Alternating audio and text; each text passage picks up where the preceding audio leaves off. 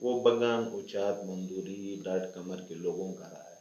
کہ انہوں نے جس طریقے سے ہمارے لوگوں کو بے دردی سے شہید کیا، اور پھر جو ہے ہمارے کنوائیاں، کئی ایک کنوائیاں انہوں نے بے دردی سے لوٹی، اور اس طریقے کے اعمال کا نتیجہ جو آج جو کچھ ہو رہا ہے وہ انہی اعمال کا جو ہے نتیجہ ہے، جو وہ بھگت رہے ہیں، اور اگرچہ وہ چیخ رہے ہیں اور وہ فریاد کر رہے ہیں، لیکن میرے خیال میں ان کو اپنے گریبان میں جاننا چاہیے کہ آخر کس حد تک انہوں نے اس راستے میں بے گناہ لوگوں کا خون گرایا، اور کس حد تک انہوں نے جو ہے اموال کو لوٹا۔ تو جو کچھ ہو رہا ہے وہ میرے خیال میں ان کے اپنے اعمال کا نتیجہ ہے۔ خدا بھی کسی کے لیے نہیں چاہتا برا دن، لیکن یہ انسان کے اپنے اعمال کا نتیجہ ہوتا ہے کہ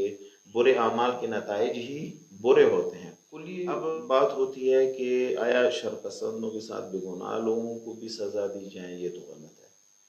لیکن یہاں پر جو بات ہے اس علاقے میں، اب دیکھیں نا، کنوائی پہ اٹیک ہو گیا ہے اور اس میں ہمارے 130 بندوں زخمی اور شہید ہو گئے ہیں، وہ یعنی گھروں سے فائر ہوا ہے۔ اب جو بھی شرپسند آیا ہے وہ ان کے گھروں میں آیا ہے، اگر یہ ان کو جگہ نہ دیتے تو وہ شرپسند یہاں سے کچھ بھی نہیں کر سکتے تھے۔ چلو اس کے بعد کنوائی، دوسری کنوائی پہ اٹیک ہوا، تو اس میں اگر شرپسندوں نے گاڑیوں پہ فائر کی ہے، آگ لگا دی ہے، تو لوٹا کس نے؟ لوٹنے میں تو میرے خیال میں ان کے بچے سب شامل تھے، حتیٰ کہ خواتین بھی ان کی شامل تھی لوٹنے میں۔ تو میرے خیال میں بگان اور اس علاقے میں میرے خیال میں ایک بہانہ ہے محض کہ یہاں پہ شرپسند کچھ آئے، انہوں نے یہ کارروائی کی اور چلے گئے۔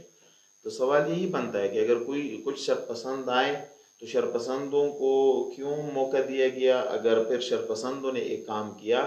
تو اس کے بعد لوٹا کس نے؟ اس میں تو ہم ویڈیو ہے، سب دیکھا جا رہا ہے اس میں کہ سب لوگ جو ہیں اس میں برابر کی شریک